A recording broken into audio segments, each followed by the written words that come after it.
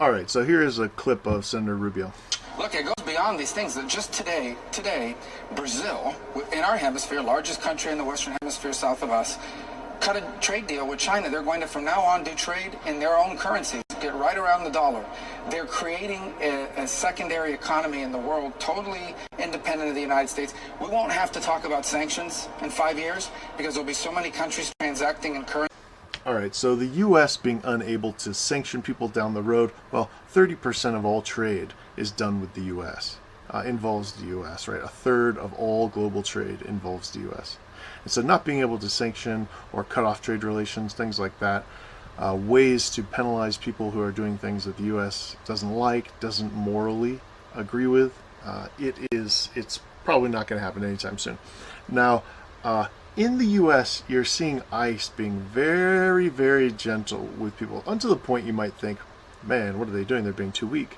But it actually shows a genuine concern for their citizens, a love for other people. And this is so critical. You might not be able to factor it in so easily, but when you're looking at Russia killing Ukrainians in the Russia-Ukraine war, you might guess if Vladimir Putin points his finger at you and says, I want his business, well, your business is gone and it belongs to the Russian government. Does that sound like someone you want to do business with? If Vladimir Putin points his finger at you and says, make him disappear, you disappear. Does that sound like someone you want to do business with? And the same thing goes for Xi Jinping's China. And so until these nations, they sort of adopt more welcoming, peaceful, fair business practices, things like that, you're not going to see too many people wanting to do an excessively large amount of business with Russia and or China. Okay. Now, Iran, nobody wants to go to Iran. Okay, nobody.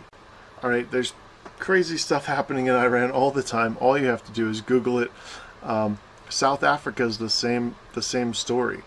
All right, and so it might take a little longer than most people think for the BRICS and other nations to develop unto the point that they can compete with the loving, peaceful mentality of the U.S. Now, you do see the U.S. getting involved in skirmishes, but when was the last time the U.S. was at war with another nation?